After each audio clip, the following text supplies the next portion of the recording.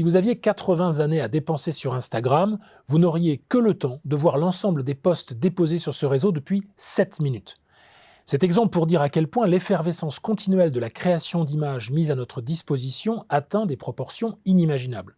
Tout se passe comme si plus rien ne pouvait être invisible, ni secret, ni discret, dans un monde dominé par une technologie sans yeux, mais avide de capter sans discontinuer notre attention oculaire.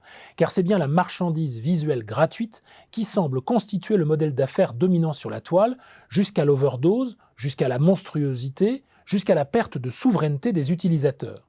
Monstruosité ainsi que l'indique l'étymologie du mot tétra, le tétraoctet étant aujourd'hui l'unité de mesure pour stocker les photos.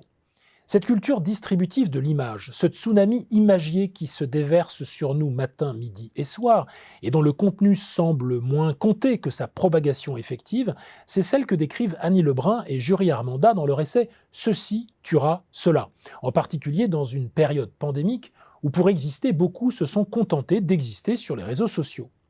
Ceci tuera cela, c'était l'expression employée jadis par Victor Hugo pour signifier la prise de pouvoir de la pensée devenue ineffaçable grâce au développement de l'imprimerie sur la grandeur des chefs-d'œuvre architecturaux comme Notre-Dame, eux-mêmes sujets aux aléas du temps.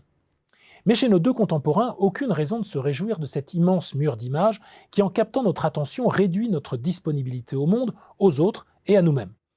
Les auteurs de préciser en effet que les technologies d'oculométrie, eye tracking en anglais utilisées par les grands acteurs de ce déferlement, permettent aujourd'hui de mesurer avec précision où se porte notre regard. Associés aux pixels espions, qu'aucun d'entre nous ne perçoit bien entendu car tout cela est invisible, ces techniques mobilisent nos capacités visuelles et réduisent de fait notre horizon perceptif.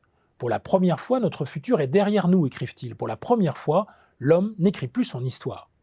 De ce constat pour le moins inquiétant, auquel s'ajoutent les multiples applications de la reconnaissance faciale, qui trouveront bientôt dans le métavers de quoi étendre leurs principes, les relations humaines s'en trouvent impactées sur au moins 3 aspects.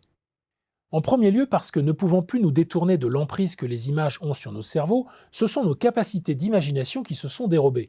On se souvient que pour Pline l'Ancien, racontent les auteurs, l'origine de l'image se confondait avec le geste de la jeune fille qui, voyant sur un mur l'ombre de son amant appelé à partir, n'avait pu s'empêcher d'en dessiner le contour, image unique pour conjurer l'absence de l'être unique.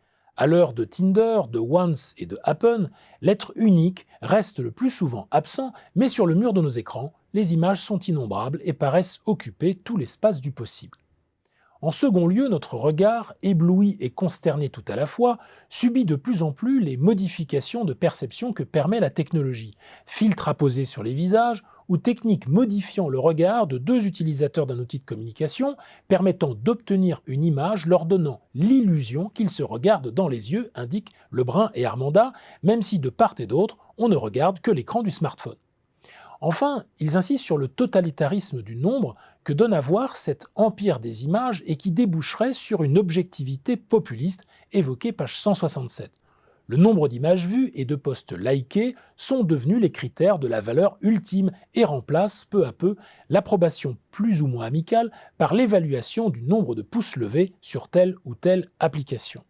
Alors quelle conclusion tirer de cette convaincante mise en garde des risques qui pèsent sur nos facultés d'imagination et sur la valeur de nos sentiments, qui pèsent à l'échelle des organisations sur nos capacités d'innovation et sur la qualité des relations que nous entretenons avec autrui? Une option pourrait être platonicienne, prendre ces images qui nous environnent comme quantité négligeable, sorte de pis-aller comme une représentation inadéquate du monde sensible par opposition au monde intelligible. La seconde est plus cynique et nous est suggérée par les auteurs. Elle consiste à faire la grimace, rien n'étant plus facile à manipuler qu'une image, non pas pour exprimer une frayeur, mais pour rappeler au système de reconnaissance faciale que les traits de notre visage, qui disent une part essentielle de notre identité, ne nous servent pas qu'à plaisanter.